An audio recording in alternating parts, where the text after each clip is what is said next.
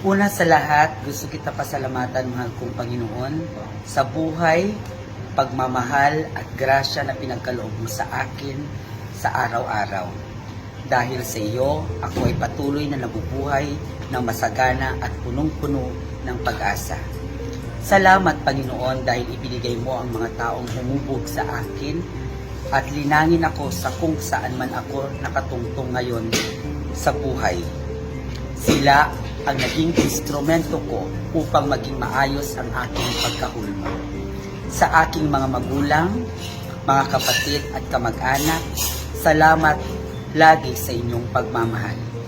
Sa aking mga kaibigan, mga miyembro sa aking iba't ibang ipinatayong organisasyon, maging sa mga organisasyon na aking sinalihan, salamat sa malaking tiwala at sa lahat ng aking naging estudyante at mga pinapaaral, salamat sa pagiging inspirasyon ko upang ako ay lalo pang magpursige. Sa lahat ng mga taong kakilala ako, salamat sa walang sawang pag-akay sa akin upang mapabuti ako lagi. Kayo ang bida lagi sa puso ko. Sa lahat ng aking naging kaklase at naging guro mula sa elementarya, sa Sibilia Community School, pati din sa sekundarya sa La Union National High School, maging sa lahat ng paaralan na aking pinasukan sa lahat ng kursong natapos ko tulad ng mga sumusunod. St. Louis College sa kursong Bachelor of Arts, Major in English, Bachelor of Science in Nursing sa La Union College of Nursing, Diploma in Teaching sa DIMSO Open University System, Bartending NC2 sa TESTA, Bachelor in Technical Teachers Education sa La Pince Scholastica, at idagdag mo pa ang aking Master in Public Administration at Doctor of Public Administration sa parehong tinapos ko sa naturang Lyceum Northwestern University na paaralan sa Dagupan.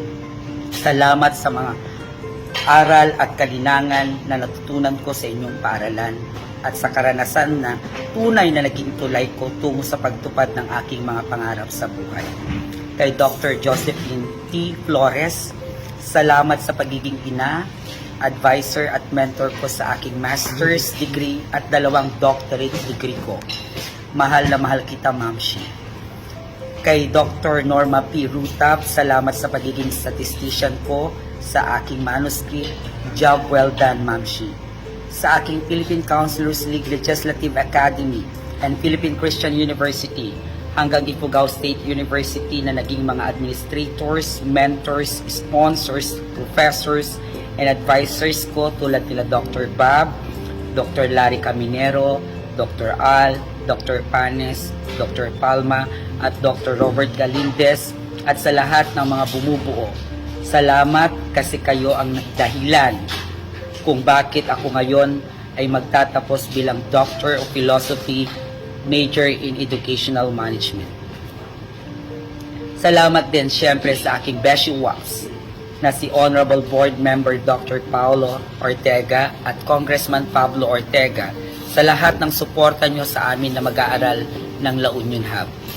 Sa aking mga kaklase, workmate at kaibigan rolled into one, namely Christy Suerte Fabro at former City Councilor Colonel Ramon Laudencia, Angelica Maranan, Sir Mon Torres, Sir Donato, Sir Jojo, Amapola, and to the rest of my classmates sa doctorate degree, salamat sa moral, emotional at mental support sa akin. I love you.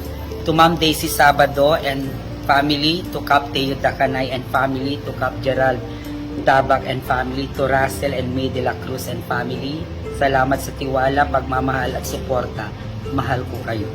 Sa aking pinakamabait, pinakamaunawain at pinaka-the best na anak ko sa mundo, salamat dahil binigay ka ng Diyos sa akin, Mark Miranda Aquino, na maging part ng journey ko sa buhay through thick and thin.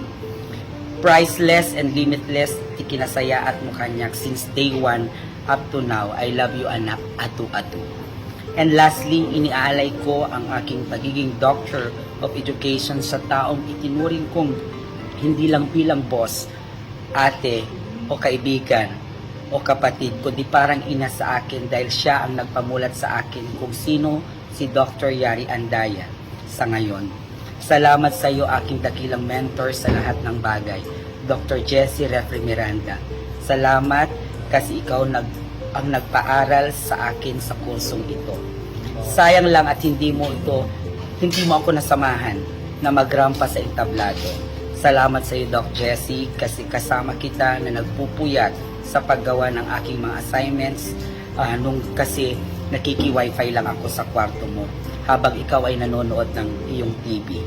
Salamat dahil napanood mo pa ako na mag-defend ng aking dissertation via online kahit may sakit ka na noon. Salamat kasi binilhan mo pa ako ng long sleeve na gamit ko ngayon, pati ang necktie para magamit ko ngayong graduation. Sana ikaw ang kasama ko na umakyat sa entablado. Kaso, Doc, hanggang dyan na lang siguro ang binigay sa iyo ng Diyos na buhay mo.